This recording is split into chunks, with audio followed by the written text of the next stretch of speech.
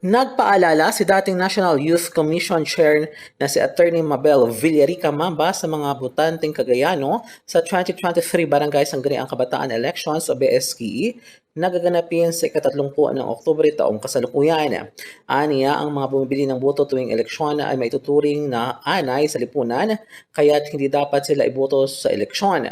Ang pahayag ito ni Attorney Mabelo Mamba ay kaugnay sa pagsisimula ng campaign period para sa BSK 2023 na magsisimula na ngayong araw, ika-19 ng Oktubre taong kasalukuyan hanggang ika-28 ng Oktubre. Kaugnay rito, naniniwala ang unang ginang na namulat na ang mga mata ng mga botante, lalo na ang mga kabataang Cagayano dahil sa advokasya ni Gov. Manuel Mamba na Krusada kontra Korupsyon o KKK.